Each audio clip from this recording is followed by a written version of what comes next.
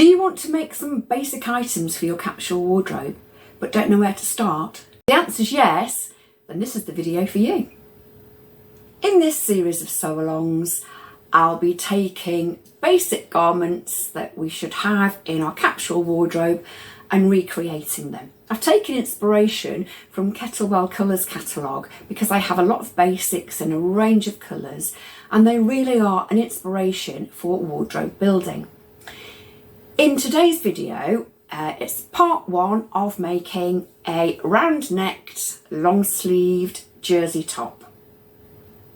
So let's start by looking at the things we need to make our jersey top. Well, the two things that are really important are, of course, fabric, which I have here, and a pattern. Now, I'll show you my pattern choices in a moment, but the fabric I've chosen is a grey stripe. It's a little bit more complicated, or the stripes make this a little more complicated because I do have to match the stripes, obviously, but it's more simple because the pattern is on one side only, so I don't have to worry about which is the wrong and right side. So I suggest you have a look in your stash or online or at your favourite fabric shop and grab yourself about 2 meters of good quality cotton lycra fabric. I got this from a high street store. And it's already been washed, so it's ready to use. Now, I do like to wash and dry my fabrics before I use them because fabrics like cotton and lycra do have a tendency to shrink the first time the fabric is washed, and you don't want your hard work being ruined by your garment shrinking in the washing machine. It's better that the fabric shrinks or changes in whatever characteristic before you make the garment up. You'll also need a basic sewing kit comprising of sewing scissors. I'm left-handed, so these are left-handed scissors, a tape measure, pins which are suitable for your fabric, and machine needles. Now, these are jersey needles that are recommended to sew jersey fabrics with. You'll also need a sewing machine and thread. You'll also need a basic pattern for your garment. Now, I have chosen a couple of patterns from my pattern stash. I have the Wardrobe by Me Wardrobe Builder t-shirt, which has lots and lots of neckline and sleeve variations. That comes as a PDF version and a paper pattern version. I've also chosen the Sinclair Patterns Bondi 22 pattern, which again has sleeve variations and neck variations. That's PDF only. And the pattern that I'm going to be using is the PatternEmporium Keep It Simple Babe top. Again, it has lots of neckline, length and sleeve variations to choose from, but we are just going to be looking at a round-necked long sleeve version, and this is actually a t-shirt that I've made from this pattern. Other patterns include a couple of patterns from Style Arc, so you can also have a PDF or a paper pattern from Style Arc. The new t-shirt pattern from Style Arc is called the Ellis Knit Top, which is again round necked, or it has a couple of neck variations and sleeve variations, but it certainly has a round neck and a long sleeve top. So that's also a good pattern if you don't know which one to choose.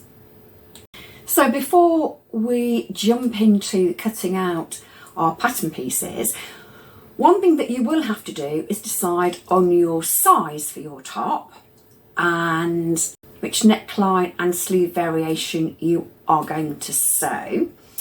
Like I said, in this video I'm going to be making this round neck, which is the high round neck, and a long sleeve, but you can do it with short sleeves if you want to.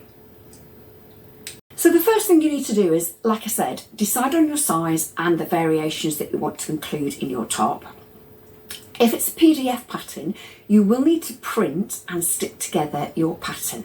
Now, I'm not going to go into that because different pattern companies have different methods of sticking the patterns together. It's a good idea if you're using a PDF to check with that pattern company and find out how the patterns are taped together or assembled. Now, if you are a beginner sewist, it's a good idea to get all of your pattern pieces together and lay them on the fabric all at once, so you know you've got enough fabric for your garments. I'm just going to take you through the pattern pieces that are in the Keep It Simple Babe top, or this particular version. We've got front piece with the neck already trimmed. There's quite a few neck variations on the pattern, so decide which you want to make before you cut out. We have the back piece. We have the neckband. And then of course we have the sleeve piece. There we go. Like I said, there are various cutting lines on here, so if you decide which sleeve you want to use before you actually pin the pattern pieces onto the fabric, that makes life a lot easier. So let's get on with pinning our pattern pieces onto the fabric. Okay, so I've got my fabric onto my cutting surface. What I've done with the fabric is folded the selvages into the centre so I can place the back on one side and the front on the other instead of using the whole length of the fabric. So the back and front are fairly easy to cut. Now, with knit fabrics or jersey fabrics, there is a direction that the fabric is knitted. So I do like to place my pattern pieces onto the fabric that run in the same direction. And obviously you do this as well if your fabric had a directional pattern such as flowers or birds or whatever, because you don't want them growing upside down or flying upside down, for example. So what I'm going to do is place this pattern piece upside down, and the back piece I'm just going to place, and we'll place it here. I'm going to have to move it over slightly. Now I'm going to try and match my stripes. So I'm going to look for a specific stripe because it is quite a patterned fabric, and I'm going to put where the armhole finishes and the side seams start on a specific stripe, and I'm going to choose the one, this one here, and let's see if I can match that with the other one. I don't suppose it really matters, to be fair, as long as the stripes match in some semblance. So let's make sure these pieces are cut on the fold so we don't have a seam down the centre front and centre back. As you can see, my top doesn't have a seam here. I'm going to put a pin in here, start pinning my fabric, sorry, my pattern to my fabric.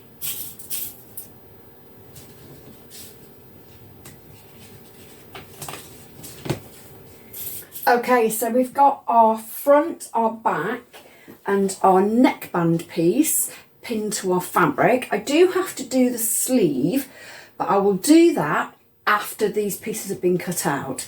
So I'm just going to grab my scissors and start cutting them. So off we go.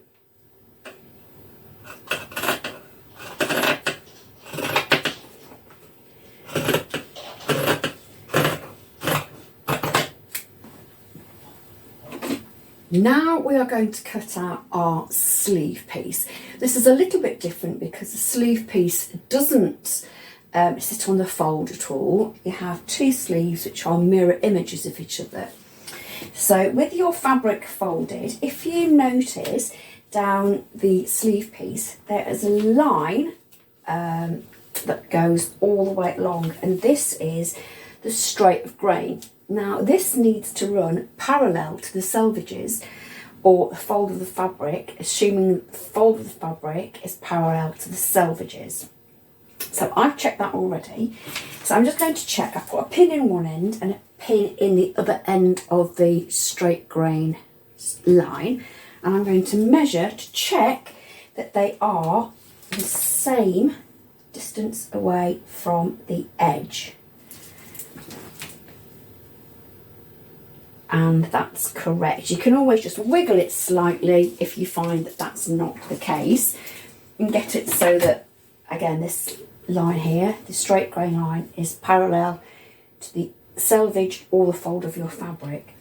Then we're going to pin, as previously, around the pattern piece.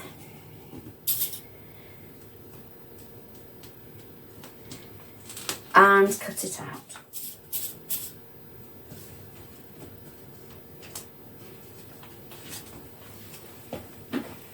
So you should now have all your pattern pieces cut out of your fabric.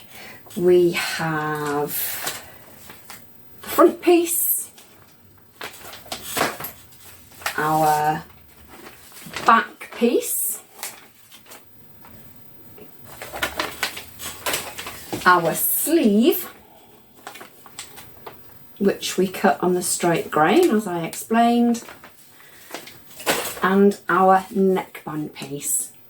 I decided to flip my neckband piece the other way around and go up and down the fabric, so the stripe goes up and down, or rather across the neckband, rather than going that way, because I've got stretch going in both directions, both across the grain and up and down the fabric.